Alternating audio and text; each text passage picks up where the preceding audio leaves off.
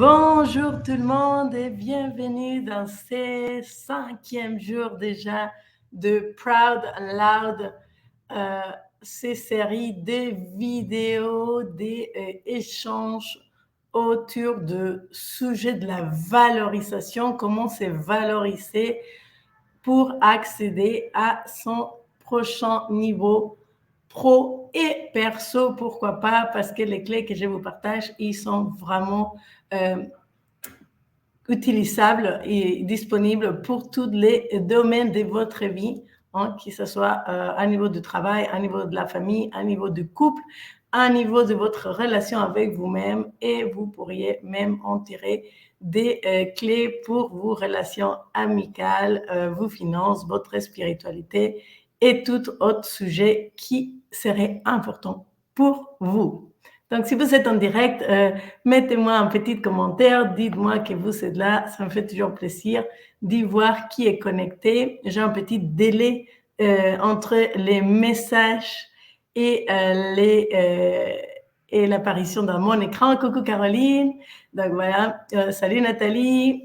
Et aujourd'hui, je suis ravie de lancer cette conversation dans laquelle je vais vous partager 3 clés pour se libérer de la peur du regard des autres. Alors, la peur du regard des autres, c'est un sujet qui est énorme. Et c'est ce que j'appelle un sujet poupée russe. Vous voyez les matrioshkas, il y a la grande qui détient une moyenne, qui détient une plus petite, qui détient encore une plus petite, et à la fin, il y a presque un petit bébé. Et donc, du coup, la peur de regard des autres, en fait, c'est un sujet qui englobe énormément d'autres sujets que je sais qui vous tient à cœur et qui, généralement, ce sont des portes d'entrée. Hein, quand on fait des travails en coaching avec mes clients, ce sont des portes d'entrée qui se nomment ne pas être à la hauteur. Quand les gens me disent j'ai peur de ne pas être à la hauteur, si on y réfléchit bien, c'est j'ai peur de regarder l'autre, ne pas être à la hauteur de ce que l'autre attend de moi. Des fois, ça peut être ne pas être à la hauteur de ce que j'attends moi-même de moi, et donc du coup, c'est la peur de regarder soi-même, hein, entre guillemets, mais c'est le même mécanisme. Il y a aussi le bien connu syndrome de l'imposteur, qui aussi va venir nous titiller plus sur l'angle de la compétence. Hein, le syndrome de l'imposteur, ça va être je ne suis pas encore suffisamment compétent.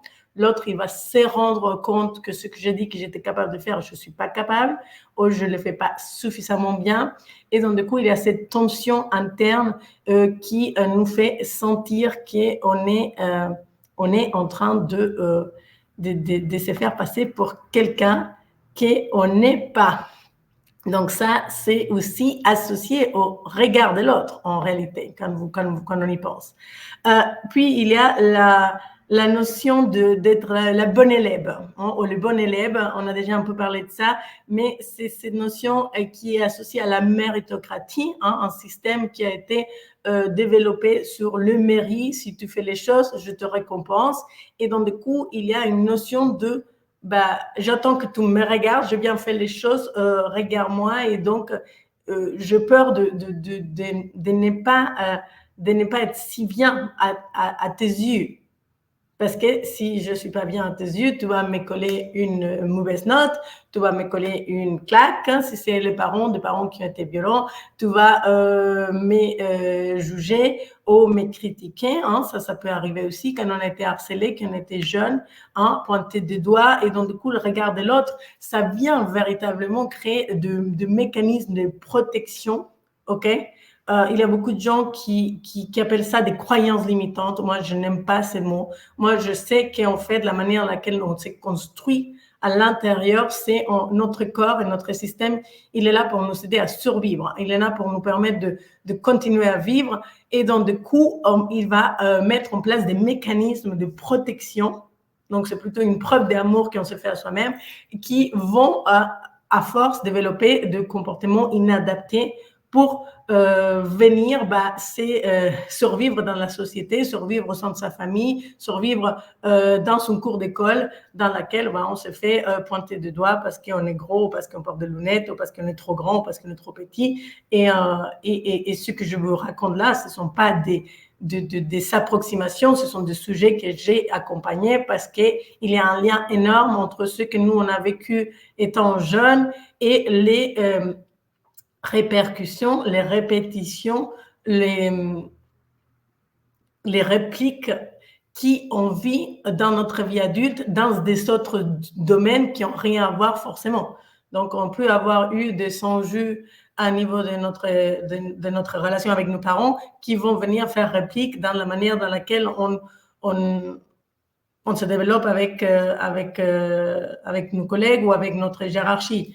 Il peut y avoir des répercussions qui se jouent au niveau du couple, qui se jouent au niveau de nos relations amicales. Donc, et ça, j'ai envie de vous dire, c'est la vie, c'est comme ça qu'on s'est construit. Et donc, c'est surtout une bonne chose que vous le sachiez. C'est pour ça que je vous l'ai dit, c'est vraiment des mécanismes de protection, c'est de l'amour qu'on se porte à soi-même. C'est la meilleure manière que notre système a pu créer pour nous protéger. Okay? Donc aujourd'hui, c'est venir voir en fait 3 clés qui vont nous permettre un peu d'adoucir ça pour venir retrouver cette puissance intérieure, cette force intérieure, cette connexion intérieure qui nous permet de nous détacher de ce que l'autre peut penser. Hein? Ça ne veut pas dire qu'on va les gommer. Hein? Je n'aime pas non plus cette idée de dire « ouais, je n'ai rien à foutre de ce que les gens pensent » parce que je pense qu'à l'intérieur de nous, on a quand même toujours un minima des besoins de reconnaissance et des besoins d'être observé, approuvé, intégré, etc. Ce sont des besoins qui sont dans la base de la pyramide. Donc, ça serait aussi une mensonge de se dire qu'on va tout simplement s'en passer et si demain on a envie de sortir nu dans la rue, on le fera parce qu'on n'a plus rien à faire des regards des autres. Non, on vit en société, on a des règles, on a des codes, on a des cadres à respecter. Quoique, des fois, ça peut déraper. Je me souviendrai toute ma vie, j'avais fait un live, c'était il y a environ 8 mois, et je vous raconte l'anecdote, après je vous donne les clés, mais j'ai fait un live sur Zoom, comme ça, ouvert à tout le monde, et j'ai eu un mec naturiste qui est venu à la conférence en mode naturiste. Et honnêtement, j'étais tellement choquée que je ne savais pas quoi faire. Heureusement, Delphine était là, donc c'est pour ça, valoriser votre équipe. Et donc, du coup, il a pu lui demander de partir parce qu'évidemment, ce n'est pas possible de se présenter nu lors d'une conférence quand tout le monde peut nous voir. Ce n'est pas dans les cadres et les codes que moi, je respecte, donc ça ne me convient pas. Donc, c'est pour ça, juste, il y aura une limite de, OK, lui, il n'avait pas peur de regarder les autres, on peut l'applaudir pour ça, mais ça ne rentrait pas dans les cadres et donc, du coup, on a dû le faire sortir. OK? Donc, dans ces cadres, genre, limite, c'est un bon exemple. Vous voyez, en fait, si ça ne colle pas avec les cadres, on nous fera sortir, on nous dira que ce n'est pas bon, on se rendra compte que ce n'est pas la manière de faire. Mais si nous-mêmes, on se met des barrières, on n'y accédera jamais à nulle part. Donc, l'objectif, ça va être de venir adoucir ça. Oui, c'est incroyable, je suis d'accord avec toi, Nathalie. Et donc, du coup, dites-moi si vous reconnaissez un peu déjà dans ces premières parties, pas la partie naturiste, mais la partie de ne pas être à la hauteur, d'être une bonne élève, d'avoir le syndrome de l'imposteur. Est-ce que ce sont des sujets qui vous parlent? Coucou Christine, je suis contente de te voir en direct. Et si ça vous parle, vous pouvez me le mettre dans les chats. Alors, donc maintenant, passons à des choses plus concrètes et sérieuses, hein, même si j'adore rigoler avec vous quand je suis en direct. Alors, la peur de regarder l'autre, 3 clés pour se libérer de cette regard. Pour moi, ça va être super important de tenir en compte la première clé. C'est quelque chose dont j'en reviens souvent parce que c'est pour moi vraiment un socle, c'est de définir qu'est-ce qui est le plus important pour moi. En fait, qu'est-ce qui est le plus important pour moi, c'est quels sont les comportements, quelles sont les valeurs, quelles sont les choses auxquelles je donne de l'importance dans ma vie, qui ont de la valeur dans ma vie. Hein? Parce que forcément, si on est clair là-dessus, on va pouvoir faire de la priorisation et dire, OK, il y a certains endroits dans lesquels moi, je vais soin d'attention, je vais soin de reconnaissance parce que ce sont des sujets très, très importants pour moi. Et puis, il y a tout un tas d'autres sujets dans lesquels je peux me contenter avoir Pierre, Paul et Jacques qui me disent, bah, tu sais, Claudia, ta présentation, elle est vraiment pas bien faite et de m'en passer parce que soit ces personnes-là, ils ne sont pas importantes dans ma vie, soit la production que j'ai faite, donc la présentation en soi, elle n'est pas importante non plus, aussi importante pour moi. OK? Donc, ça va être indispensable de dire, OK, quelles sont les choses, quels sont les sujets sur lesquels, on va dire, quel est mon bout de gras que je veux défendre, quoi qu'il arrive. OK? Et donc, du coup, ça va être capable de pouvoir préserver ça et donc d'être beaucoup plus, en anglais on dit aware, beaucoup plus conscient que bah, ça peut être un sujet sensible parce que c'est quelque chose qui nous tient à cœur. Okay? Donc, si je vous donne mon exemple, moi, les choses qui sont les plus importantes dans ma vie, ça va être mon temps pour moi, ma capacité à être seule, à être dans mon spiritualité, dans un état de calme intérieur. Ça, c'est super important pour moi. On ne dirait pas par rapport à ma personnalité, qui est plutôt extrovertie, mais j'ai besoin beaucoup de cet espace de calme et des connexions au plus grand, des connexions à quelque chose qui me soutient. Deuxième chose qui est super important pour moi, ça va être ma famille, mes enfants, mon mari. Troisième chose qui est extrêmement important pour moi, c'est mon travail. Et dans mon travail, il y a deux choses. C'est donner de la valeur à mes clients. C'est quelque chose qui est extrêmement important pour moi. Et deuxièmement, croître comme personne, comme professionnel, apprendre de nouvelles choses. Et puis, il y a une notion qui est très grande pour moi, qui est cet espace de connexion à la vie, de connexion au monde, de présence. Et donc, j'ai besoin de beaucoup de temps de contemplation. Et c'est pour ça que moi, une feuille qui bouge, ça peut vraiment me donner des idées incroyables de création de programmes, de valorisation de soi. Donc, je sais que ça, c'est très important pour moi. C'est la base. Si vous m'enlevez ça, moi, je fane comme une fleur. OK? Et il y a des choses dont je suis beaucoup moins sensible, dont je vais être beaucoup moins attentive. Ça ne veut pas dire que je ne leur donne pas l'importance, mais c'est beaucoup moins important pour moi. Typiquement, la nourriture. Moi, j'ai un standard de qualité de nourriture. Il faut que ma nourriture soit très, très, très bonne à la base, mais et que je mange un plat hyper simple, desubrouillé avec des haricots verts, avec un toast, ça me va très bien, autant que si j'ai un plat élaboré, c'est un agneau à 7 heures au four. Je ne donne pas de la valeur à ça. Donc, quand quelqu'un me dit, ta nourriture est simple, ta nourriture, elle est basique, ben, moi, je leur dis, oui, tu as raison. Et je m'en fous royalement.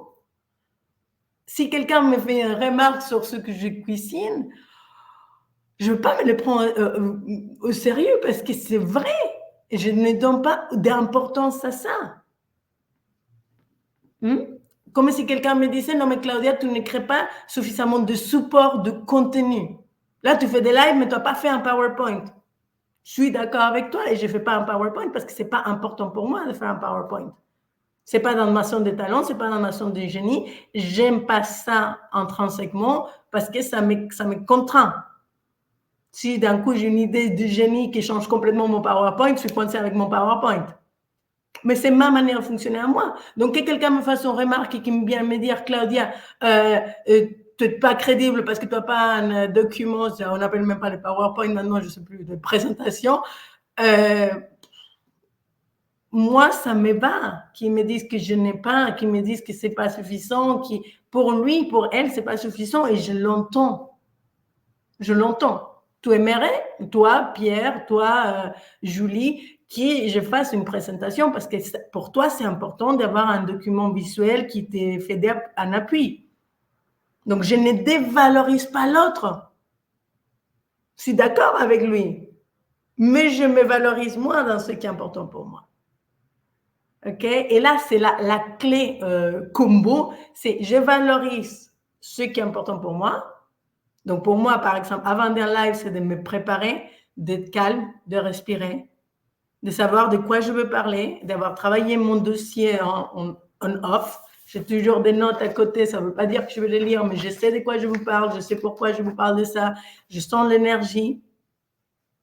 Et quand je suis prête, je suis là. Et je suis pleinement là. Parce que ça, c'est à quoi je donne la valeur.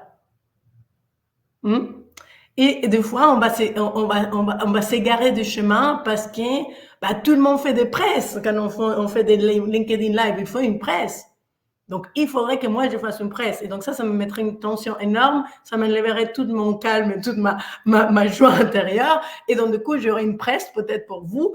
Mais ça ne serait pas complètement ce qui m'anime, ce qui me donne de la valeur à moi et ce qui me remplit de joie. Donc, je donnerai plaisir à certaines personnes en phase, mais je m'enlèverai moi ce plaisir. OK? Donc, quand vous donnez à l'extérieur, vous s'enlevez à l'intérieur. Donc, c'est important que, pour moi, pour pouvoir se détacher de ce que l'autre va dire, tu décrées cette notion de qu'est-ce qui est important pour moi et qui est important pour moi.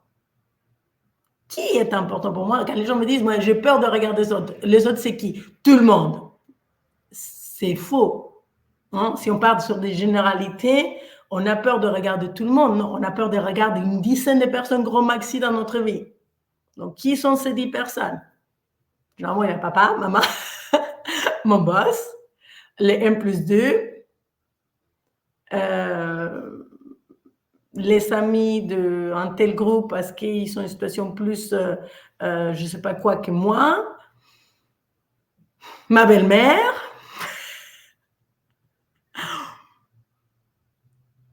mes clients potentiels, les prospects.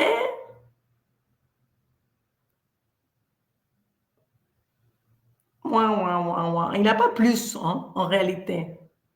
Donc, faire une petite liste de qui, ça va vous aider aussi énormément à dire, OK, bon, pour ces personnes-là, je vais clarifier qu'est-ce qui me fait peur pour chacune. Qu'est-ce qu'il va dire de moi? Qu'est-ce qu'il va penser? Et qu'est-ce qui me fait peur réellement? Parce que ce n'est pas le regard de l'autre. L'autre, il va nous regarder. Les gens, ils nous regardent tout le temps. Les gens, ils nous jugent tout le temps. On est tout le temps jugé. Positivement, de manière neutre ou négativement. Mais ça, c'est une perception. En réalité, quand quelqu'un nous dit que la diète à nourriture, elle est vraiment hyper simple, je peux le prendre comme un compliment en disant oui, c'est vrai que moi, j'aime bien la simplicité. Moi, les choses simples, ça me va très bien, mais ça a des goûts. OK, bon, c'est simple et c'est positif. Alors, Claudia, ta nourriture est simple. OK, c'est un commentaire neutre. Comme aujourd'hui, il fait moche. Depuis 6 mois, ça fait moche. Bon, il fait moche. Bon, ça, c'est pas du tout neutre. Mais, OK? Et puis, je peux le prendre comme quelque chose de négatif. Ta nourriture est simple. Ah oui, ma nourriture est simple, ça veut dire qu'elle n'est pas élaborée, ça veut dire que je ne suis pas suffisamment bien, ça veut dire que je n'ai pas pris assez de temps, ça veut dire qu'en fait, il attendait que je fasse un truc super bien et maintenant, il est déçu de moi et il pense que je suis une sous-merde. OK, bon. Donc, l'expérience interne, c'est ce qu'on va se raconter. Ça, je vous le dis déjà dès le début de toute cette série. Pour moi, la clé ultime, c'est de se raconter des histoires qui nous font grandir, qui nous font évoluer, qui nous remplissent de joie et d'amour pour nous et pour l'autre et pour le monde. Parce que si on avait ça, on ne serait pas là où on est aujourd'hui. Et je ne veux pas dire où on est aujourd'hui, parce que sinon, ça ne va pas bien se passer. Mais, OK. Donc là, l'idée, c'est de dire, je veux valoriser ce qui est important pour moi et je ne veux pas dévaloriser l'autre. Parce que c'est facile de vouloir dévaloriser l'autre, de dire non, mais tu ne te rends pas compte, toi, tu manges que des trucs nanana, et toi, nanana. Et donc, du coup, on va essayer de le défoncer pour nous sentir mieux. Sauf que ça, c'est perdant-perdant. OK? Donc là, c'est que je valorise ce que moi j'aime, ce que je suis, où je viens. Par exemple, là, je suis mexicaine, je l'ai dit, je l'écris dans tous les toits. Et pourtant, je pourrais me dire, ah oui, mais en étant mexicaine, je viens d'un pays un peu de tiers-monde, même si c'est moins tiers-monde qu'avant, dont les gens, ils pensent qu'on fait toujours la siesta et qu'on est feignant et qu'on ci et que ça et que machin. Et en fait, je pourrais avoir une perception de moi sans valeur parce que je suis mexicaine, je suis venue en France au pauvre moi. Ou je peux avoir une notion de, je suis mexicaine, je suis fière de ça, je suis fière de ce pays, je suis fière de cette culture, je suis fière de tout un tas de choses. Je suis fière, et si j'étais née en Argentine, ou si j'étais née en Suède, ou si j'étais née en Algérie, ou si j'étais née au Japon, en fait, c'est aussi cette notion de... Évidemment, le monde, il va te dire des choses, mais toi, à l'intérieur de toi, est-ce que tu es capable de venir reconnaître cette valeur, venir reconnaître cette richesse? Hein, genre, j'ai vu Nathalie, est-ce qu'être anglaise, est-ce que qu'est-ce que ça m'apporte? Comment je peux être fière de ça? Comment est-ce que je peux être fière et comment est-ce que je peux créer de la valeur déjà de ça, d'avoir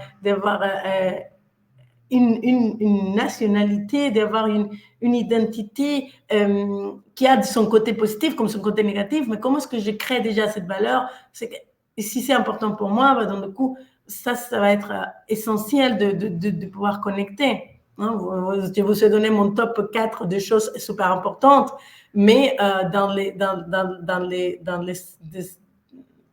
les espaces qui sont essentiels aussi dans ma vie, c'est l'ouverture d'esprit, c'est la multiculturalité, c'est la différence. Donc, je suis toujours émerveillée hein, quand les gens me disent je viens d'un tel pays, je viens d'un tel, et donc, moi, je donne la valeur à ça. Donc, forcément, ça crée de la connexion. Et donc, les gens qui comprennent pas ça, bah, moi, je me dis, c'est dommage, ils ne le comprennent pas, mais ils ne peuvent pas le voir comme je le vois. Donc, je ne dévalorise pas l'autre. Je ne dis pas, il est con. Alors, désolé, je n'ai pas le droit des gros mots, normalement, dans le live. Il est un peu stupide. C'est son point de vue. Je ne suis pas d'accord. J'aimerais bien que lui, il voit que la manière dans laquelle je vois l'autre, mais il ne peut pas aujourd'hui. Donc, au lieu de le dévaloriser, je veux simplement continuer à affirmer ce en quoi j'y crois. Parce que sinon, je perds énormément d'énergie. Donc, et c'est vrai qu'on peut y être dans une situation où l'autre, il va venir nous agresser, il peut venir nous maltraiter, il peut venir, et donc ça crée des grosses tensions émotionnelles qui sont nécessaires à dépasser, à apaiser, ok? Donc ça, on est en train de parler sur toute la partie enjeu émotionnel fort, hein, si vous avez été harcelé, si vous avez été violé, frappé, menacé, maltraité, il y a probablement dans votre corps des mémoires émotionnelles qui nécessitent d'être apaisées. C'est quelque chose que je fais aussi dans mon travail parce que je suis coach professionnel, je suis thérapeute aussi, mais ça, c'est important aussi de pouvoir y reconnaître que des fois, le regard de l'autre, c'est juste pas le regard, c'est qu'on a été vraiment confronté à une situation extrêmement violente, douloureuse, difficile, auquel on n'a pas pu faire face et qu'on crée des mémoires en nous qui continuent à se répliquer. Donc ça, c'est important que vous le sachiez. Donc, pour la première clé, parce que je fais des divergences, hein, mais je reste sur mes idées, la première clé, c'est cette notion de qu'est-ce qui est important pour moi, à quoi je donne la valeur, et donc du coup, je veux focaliser mon attention. Quand quelqu'un vient rentrer dedans sur quelque chose qui est important pour moi, c'est sûr que ça va m'activer plus que quand quelqu'un va venir me parler d'un sujet qui ne m'intéresse pas. Donc, c'est être vigilant pour savoir pourquoi ça va m'activer. Et donc, du coup, c'est OK. Hein? Lui, il a parlé de mon spiritualité. Attends, ça va venir. Mais en même temps, je peux être droite dans mon spiritualité, savoir qu'est-ce que c'est, pourquoi c'est important pour moi, et me rappeler en quoi c'est essentiel, et comment ça me permet d'être une meilleure personne, et comment ça me permet d'être une meilleure professionnelle, et comment ça me permet, et comment ça me nourrit, et comment je... Et donc, du coup, là, la critique face à la quantité de puissance que moi, ça m'apporte, je me dis, OK, c'est ton point de vue. Parce que j'amplifie ce qui est important pour moi, vous voyez? Donc, on va être activé, mais on peut venir avoir ce comportement, cette capacité de dire, j'amplifie. C'est un exercice, ça se travaille, mais si vous ne savez pas qu'est-ce qui est important pour vous, vous ne savez pas à quoi vous s'accrocher. Et ça, c'est un vrai sujet. Quand on est en train de tomber, qu'on n'a pas de branche à laquelle s'accrocher, c'est costaud. Donc, premier point à travailler, c'est celui-là. Deuxième point, c'est la validation interne. La validation externe, c'est quelque chose qu'on construit énormément. On veut être validé par l'extérieur. Et pour pouvoir se détacher de regarder l'autre, c'est de venir se valider à l'intérieur. Se valider à l'intérieur comme une personne qui a grandi.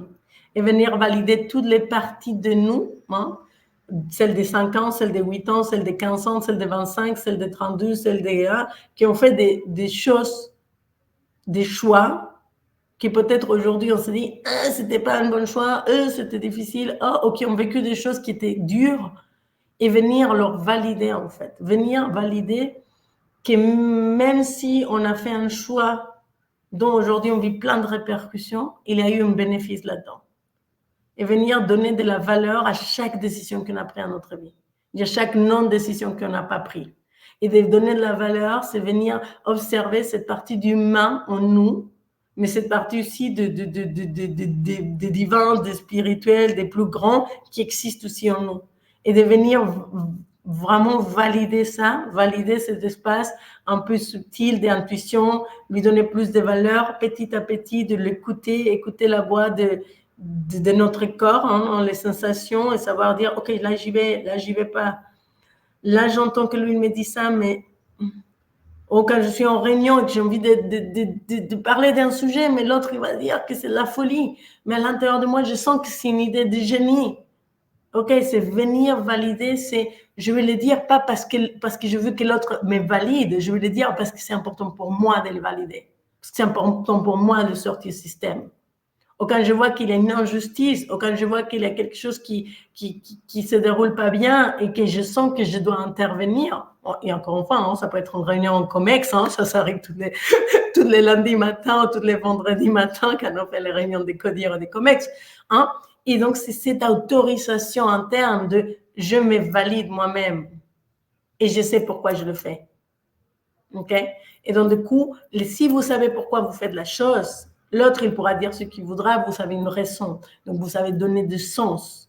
Et si vous donnez des sens, c'est beaucoup plus facile d'accepter que l'autre n'accepte pas. Parce que vous allez avoir un point de vue auquel vous pouvez vous accrocher. Vous voyez, c'est la deuxième manière, c'est accrocher. C'est, OK, je me valide, ce sujet, il est important pour moi. Je me valide, OK. Et donc, ça va venir vous permettre de démontrer, de partager, de donner de votre authenticité, la véritable personne que vous êtes. Donc, cette validation interne, c'est observer aussi quels sont tous les endroits où je sens qu'il y a et je me mets un couvercle. Parce que ça ne se fait pas. Parce qu'il ne faut pas le dire. Parce que l'autre va penser je ne sais pas quoi. Parce que... OK, et donc la prochaine fois, quand on voit que ça arrive, on dit OK, je ne le mets pas. Donc, cette validation interne est essentielle. Donc, elle part aussi du principe de comment je me parle, qu'est-ce que je me raconte. Les lives numéro 1, 2, on a déjà parlé de ça, donc revenez à ça. Quel est le dialogue intérieur, quelle est l'histoire que je me raconte? C'est essentiel pour pouvoir venir développer cette validation interne qui dit tu es une bonne personne, tu as de la valeur, tu as des choses à apporter, et même si l'autre il n'est pas d'accord, c'est parce que lui, il n'est pas encore à ce niveau dans les schémas, et il ne le sera peut-être jamais. Mais ça, c'est son problème. Si vous arrêtez de vivre par peur que l'autre ne soit pas d'accord avec vous, vous perdez plus que ce que lui, il gagne. Okay? Donc, rappelez-vous de cet espace-là, c'est je le fais pour moi, je sais pourquoi je le fais, et je m'accroche à ça. Et c'est solide à l'intérieur de moi. Et donc, je m'autorise cette partie-là. Okay? Donc, ça, c'est la deuxième clé pour vraiment pouvoir se détacher du regard de l'autre. Et la troisième clé, ça va être véritablement d'être dans l'apaisement du jugement. L'apaisement du jugement de soi et du jugement de l'autre. Apaiser le jugement, ça veut dire quel est le regard que je porte sur moi? Quelle est l'histoire? Quelles sont les critiques que j'ai sur moi et qui vont venir créer cet espace d'insécurité? Si je me dis que je suis grosse, à chaque fois que je prends la parole, je vais penser à mon apparence, ça va me déconnecter de ma présence. Si je me dis que j'ai les cheveux en pétard, si je me dis que j'ai les dents pas comme ça, si je me dis que je me range les ongles, si je me dis que j'ai pas préparé suffisamment mon sujet, que je suis pas super bonne, si je commence à me juger, hein, en amont de la situation ou même après la situation. Je me dis, mais franchement, tu aurais dû faire un PowerPoint parce que là, c'était pas du tout clair. Les gens, ils sont pas compris. C'était pas logique. Et donc, du coup, je vais venir me flageller, je vais venir me maltraiter, je vais venir me juger. Et donc, adoucir les jugements, apaiser les jugements, ça veut dire, OK, c'est comme ça que c'est passé. Je ne peux rien faire. Il n'avait pas de PowerPoint. Qu'est-ce que j'apprends? Est-ce que demain, je veux faire un PowerPoint ou est-ce que je ne veux pas le faire? Est-ce que demain, je veux mettre une robe courte ou est-ce que je n'ai pas envie de le faire? Moi, jusqu'à il y a 300, hein, c'est pas loin, 300, je ne mettais jamais des shorts parce que j'ai des cuisses comme ça. Et c'était hyper honteux pour moi, non? Et donc, j'avais très peur de regarder ça par rapport à ce qu'ils vont penser. Genre, ils vont penser que je prends pas soin de moi, et je prends soin de moi. Ils vont penser que je fais pas de sport, et je fais de sport. Ils vont penser que... Et donc, du coup, j'étais vraiment complexée là-dessus. Et un jour, je me suis dit, mais en fait, qu'est-ce que je veux, moi? C'est pas cohérent avec la personne que je suis. Je dis tout le temps, montre tel que tu es, ça fait partie de qui suis-je. À un moment donné, il va falloir juste que je trouve un short qui me va bien, dans lequel je me sens bien, et puis les autres, ils diront ce qu'ils voudront dire. Vous savez combien de remarques j'ai eues par rapport à mes shorts? Aucune. Vous savez combien de temps j'ai perdu, entre guillemets, dans ma vie à me mettre des pantalons quand j'avais vraiment très chaud? Beaucoup. Et c'est OK, parce que tout ce temps-là, ça m'a permis de consolider, de venir travailler, de grandir dans d'autres espaces. Ici, je commence à me juger parce que Claudia, tu étais vraiment bête et tu aurais pu te mettre un short depuis que tu as 14 ans et tu l'as mis quand tu avais 37. Ben, je veux me démolir. Je ne veux pas me raconter ça. Je veux me raconter, mais tu sais, à 37 ans, j'ai trouvé le Graal, j'ai trouvé un short qui j'ai depuis. Et quand je le mets, j'y pense chaque fois. Je me dis, purée, heureusement qu'à 37 ans, je peux décider ça. Et je ne suis pas là en train de juger tout le passé. Je suis en train de me dire, waouh, tout le futur qu'on va construire avec ça. C'est un exemple banal, mais qui me touche profondément parce que je suis hyper honnête avec vous. Et c'est pareil, hein, dans la prise de parole. Au démarrage, quand je suis arrivée en France, je ne parlais même pas français. Je n'avais aucun intérêt à parler français. Je restais 6 mois à la base dans ce pays que j'adore et que j'aime profondément et que j'espère rester ici et pouvoir apporter autant qu'il m'a apporté. Mais au démarrage, je n'aimais pas le français. Je trouvais que c'était compliqué pour moi. Et je venais faire un master en anglais, donc aucun intérêt.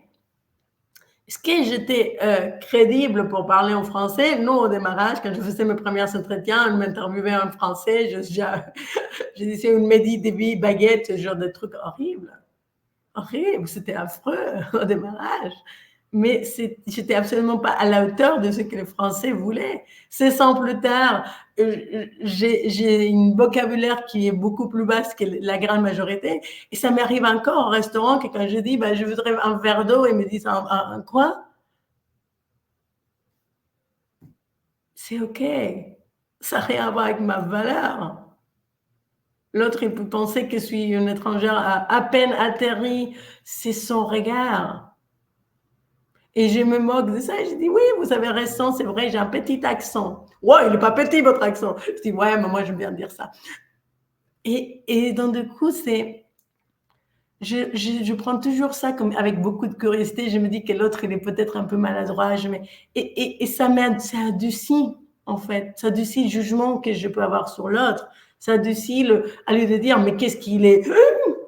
Et comment il est? Je ne sais pas quoi. Et ben, ça ne veut pas dire que je le cautionne. Mais qui suis-je, moi, pour le changer, lui? Personne. OK? Et si lui, il décide pas de changer, ce ne sera pas moi qui le changera. Par contre, si lui, il voit que je suis quand même joyeuse et heureuse et bien dans ma peau et que je... Peut-être il va se dire, ah tiens, même en parlant en langue, moi et un mot, on arrive à vivre super bien, peut-être je pourrais me mettre en anglais. Et là, je deviens une source d'inspiration pour l'autre. Et là, je me dis, en fait, ça vaut la peine. Ça vaut la peine d'avoir cette posture de, OK, l'autre, il peut me regarder, l'autre, il peut penser ce qu'il veut, parce qu'il va penser ce qu'il peut par rapport à son histoire, par rapport à son vécu, par rapport à son expérience, par rapport à ses...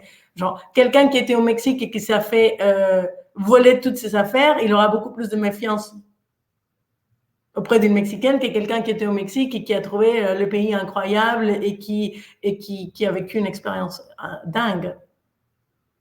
Notre regard est toujours associé à l'histoire qu'on a vécue. Donc, quand l'autre, il nous regarde, quand l'autre, il nous fait des commentaires, quand l'autre, il nous envoie des scouds petits comme ça, ou costauds comme ça n'a rien à voir avec nous. C'est tout à voir avec lui. C'est tout à voir avec elle, tout à voir avec son histoire. Et comme nous, on vient créer un déclencheur chez lui, chez celle. Et quand on se rappelle ça, en fait, on se dit, je suis pour rien. Après, je peux travailler sur la forme, je peux travailler sur la manière de dire les choses, je peux travailler sur ma flexibilité pour être beaucoup plus capable de ne pas activer les gens. Ça, c'est sûr, certain. Et si vous le faites, c'est chouette parce que c'est important de prendre soin de l'autre, hein, dans une logique communautaire et de croissance collective.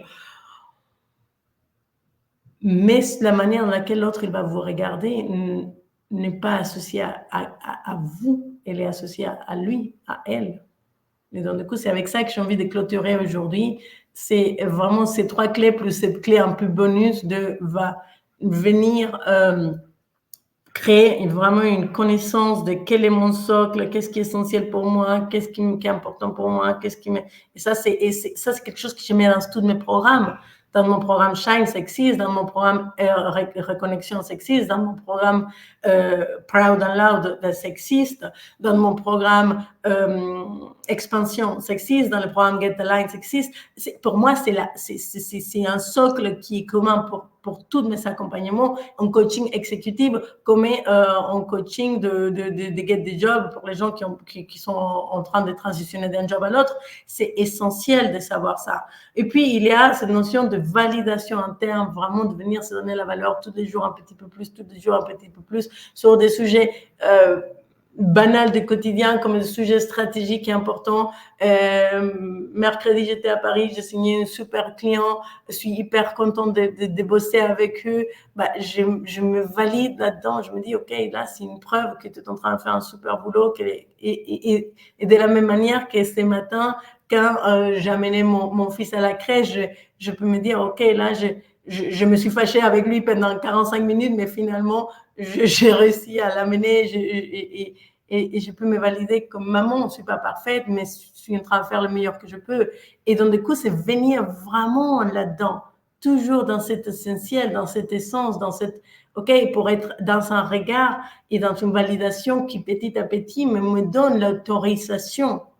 Parce que l'autorisation ne viendra jamais de l'extérieur, OK? On l'attend toujours de l'extérieur comme si on avait encore 300 et qu'on pouvait traverser la rue ou pas traverser la rue. Non, ça, c'est fini. Quand on est adulte, c'est nous qui nous donnons ça.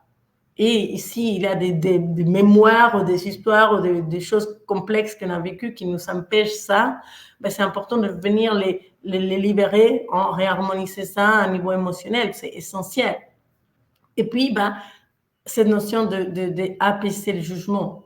Apaiser le jugement, c'est un travail qu'on fait énormément dans Shine, mais c'est vraiment essentiel d'apaiser ce jugement qu'on porte sur nous, qu'on porte sur l'autre, voir les bénéfices pour finalement tomber amoureux de sa vie et dire, OK, aujourd'hui j'ai envie de mettre ça, je mets ça, aujourd'hui j'ai envie de parler de ça, je parle de ça, aujourd'hui j'ai envie de faire un PowerPoint, du jour je vais faire un PowerPoint, vous serez surprise, je dirais, ces jours-là, je m'ai autorisé parce que j'avais le temps, parce que j'avais l'énergie, parce que j'avais l'inspiration, et parce que ça me faisait du bien. OK. Donc, c'est ça l'idée, hein? C'est vraiment venir calibrer un peu sa vie dans la mesure de possible, hein? Parce qu'on a toujours tous des contraintes. Même moi, on a tous des contraintes. Et donc, c'est comment dans ces contraintes-là, les choisir, les orienter pour qu'ils soient au service de ma vie et pas contre moi. au service de ma croissance et pas au détriment de ma croissance. OK? Donc, avec ça, aujourd'hui, j'ai dépassé un peu le temps. Pourtant, j'avais bien tablé sur 30 minutes. J'espère que ça a été utile pour vous. Merci beaucoup. Oui, merci. Coucou Zen, je ne t'avais pas vu. Merci d'être présente. Et écoutez, à ceux qui regarderont le replay, mettez-moi un hashtag replay. Si vous avez des questions par rapport à ce que j'ai dit, mettez-les-moi aussi dans les commentaires. Je reviendrai répondre si besoin et si je sens que c'est un peu sensible, vous pouvez aussi l'envoyer par message privé. En tout cas, ça me fait vraiment plaisir de vous apporter ça. 5 jours déjà qui ont été écoulés autour de ces sujets. Et on reboucle semaine prochaine avec encore 5 jours parce qu'en effet, la valorisation de soi est quand même un vaste sujet et un sujet essentiel pour accéder à son prochain niveau pro ou perso ou les deux. Donc, avec ça, passez un excellent week-end et je vous dis à très bientôt. Ciao